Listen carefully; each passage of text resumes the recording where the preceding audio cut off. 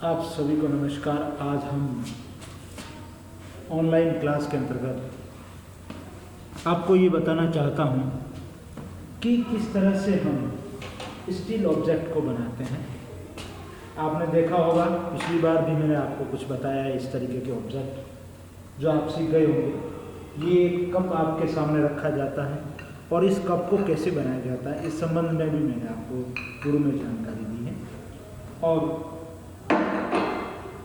इस तरीके के ऑब्जेक्ट भी आपके सामने रखे जाते हैं, इसके बारे में भी आपको बताया जाता है। ये मिट्टी का ऑब्जेक्ट है। इसी तरह से ये केटली है। जब भी आपके सामने ऑब्जेक्ट रखा जाता है तो एक कपड़ा लगा जाता है इस तरीके से, ये एक बैकग्राउंड के रूप में रहता है। ऐसे आपके सामने कुछ ऑब्जेक्ट रखे जाते हैं और उनको आपको बनाने होते हैं। इसके बारे में आपको प्रैक्टिस करनी होती है। इसमें एक साइड से लाइट आती है और एक साइड से डार्क, यानी जिस साइड लाइट आती है वो पोर्शन पे लाइट रहती है। आप देख रहे हैं इस साइड पे लाइट दिखाई दे रही है और इस साइड में ये डार्क है। तो जब भी हम इस तरीके के ऑब्जेक्ट स्टिल लाइफ बनाते हैं तो हमें छाया और प्रकाश का विशेष ध्यान रखना होता है। जैसा कि अभी हम एक ऑनलाइन के माध्यम से इस तरीके की चर्चा कर रहे हैं, लेकिन जब हम क्लासरूम स्टडी होती है तो उस दौरान सामने रखा हुआ ऑब्जेक्ट को आपको नापना पड़ता है। आपको सबसे पहले आपके सामने कुछ ऑब्जेक्ट रखे जाते हैं। ऑब्जेक्ट के बाद में आपको एक ड्राइंग शीट लेनी होती है और ड्राइंग शीट पर आपको ये ड्रॉ करना होता है। जब आप इसको ड्रॉ करते हैं तो आपको पेंसिल इस तरीके से पकड़ी जाती है। पेंसिल पकड़ना आना चाहिए आप लोगों को। पेंसिल ऐसे पकड़ी जाती है और ये एक स्टैंड का काम करती है अंगुली और दूसरा पेंसिल, और ये पैरामीटर को ऊपर और नीचे करके इसका मेजरमेंट किया जाता है। ये अंगुली इस तरीके से करती है। और जब भी आप ऑब्जेक्ट बनाते हैं तो आपको स्केल का यूज़ नहीं करना है और ना ही रबर का यूज़ करना है। आप केवल पेंसिल को लेके और पेंसिल्स को आप पेंसिल से नाप सकते हैं। जैसा कि अभी आप देख रहे हैं, मैं इस ऑब्जेक्ट को नापता हूँ। इसका मेजरमेंट हम दूर से करते हैं यहाँ से। तो जब हम यहाँ से मेजरमेंट करते हैं तो ये साइज जग की दिखाई दे रही है। जैसे ये ऑब्जेक्ट है, उसकी साइज़ ये दिखाई दे रही है। तब जब आप ड्रॉ करते हैं शीट के ऊपर तो इसी तरीके से इसको आपको रख के 1 गुना 2 गुना 3 गुना जैसे आपकी शीट है उसके अकॉर्डिंग आपको छोटा बड़ा करना होता है। ऐसे ही जैसे ये ऑब्जेक्ट है, मैं यहाँ से इसका मेजरमेंट लेता हूँ, यहाँ से मैं मेजरमेंट लेता हूँ तो ये इतना आ रहा है। जब भी आप शीट पे बनाते हैं तो शीट पे भी उसकी साइज़ इसी तरीके से आपको रखनी है, क्योंकि दूर से जब हम ऑब्जेक्ट देखते हैं तो बहुत छोटे दिखाई देते हैं, तो उसको हमें 2 गुना 3 गुना शीट के अकॉर्डिंग करना होता है। तो ये भी आपको ध्यान रखना होता है। दूसरा मैंने आपको बताया छाया और प्रकाश का ध्यान रखना है। तीसरी बात एक ये है कि जब ऑब्जेक्ट आपके पास में पड़े हैं, देखिए ये ऑब्जेक्ट है आपके पास, ये ऑब्जेक्ट है, ये सभी पड़े हैं। अब आपको ये देखना है कि सबसे नज़दीक कौन सा ऑब्जेक्ट है, आपके नज़दीक कौन सा ऑब्जेक्ट है। जैसा कि आप देख रहे हैं ये है, हम यहाँ पर एक काल्पनिक लाइन बनाते हैं। जैसे सबसे ऊपर ये पोर्शन है और सबसे नीचे ये वाला पोर्शन आ रहा है।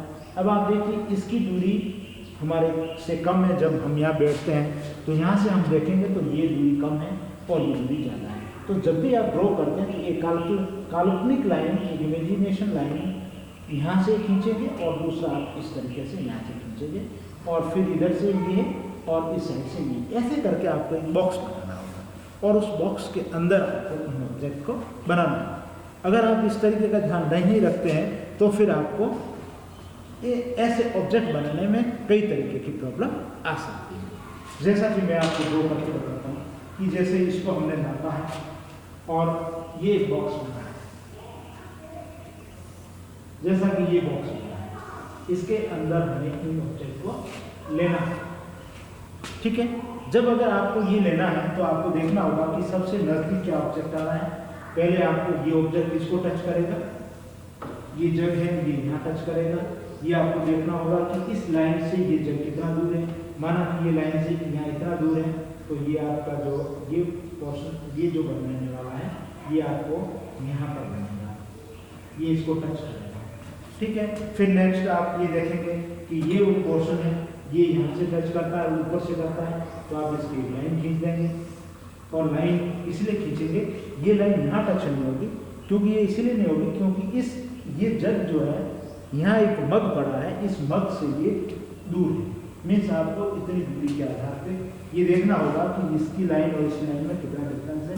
आप यहाँ से इसको लाएंगे और इस पोर्शन के अंतर्गत इसको आपको कंप्लीट करना होगा। ये ऊपर का पोर्शन यहाँ से टच करता है, ये जैसे यहाँ से ये टच किया, फिर यहाँ से इसको ये लिया और यहाँ से इसको ये करते हुए ये आपका पोर्शन बताएगा। ये इस तरीके का मेजरमेंट लिया जाता है, यानी यहाँ से लेकर ये ऑब्जेक्ट आएगा। फिर इस ऑब्जेक्ट की ये जैसे है, ये यहाँ से यहाँ तक, ये यहाँ से यहाँ क्रॉस करती होगी, क्योंकि जब हम इस तरीके का मेजरमेंट लेते हैं। फिर ये वाला ऑब्जेक्ट इसके पीछे आ रहा है, वो भी इसके इक्वली होगा, यानी वो भी इसी के ऊपर ही होगा। और यहाँ कहाँ तक आ रहा है, ये वाला यहाँ तक आ रहा है, तो इस ऑब्जेक्ट को आप यहाँ से यहाँ करते हुए यहाँ तक बनाएंगे। फिर इसके यहाँ से इस पोर्शन को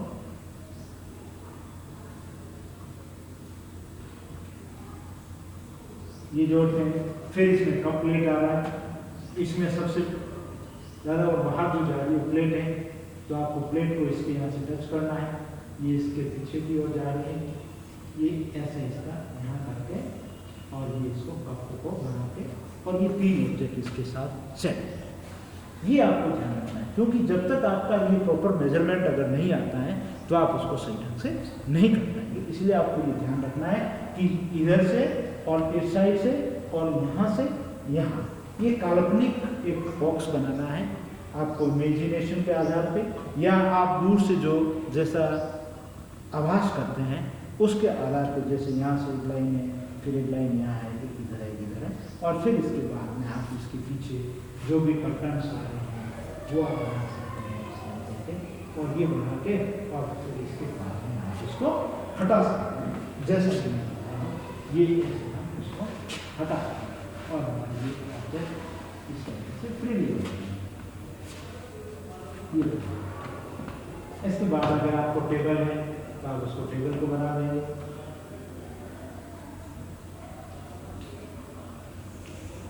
ये टेबल बना देंगे, इस तरीके से करके आपकी ये ऑब्जेक्ट कंप्लीट हो जाएगा। तो ऐसे कुछ सामने ऑब्जेक्ट रखे आप इसको बना सकते हैं। आपको बार बार प्रैक्टिस करनी होगी। जब आपका ड्रॉ कंप्लीट हो जाता है तो उसके बाद में कलर की बात आती है, लेकिन आपको पहले अच्छे ढंग से ये सीखना होगा कि हम सामने रखे हुए ऑब्जेक्ट को किस तरीके से बनाते हैं। आज इतना ही, नेक्स्ट टाइम और इसके बारे में चर्चा करें।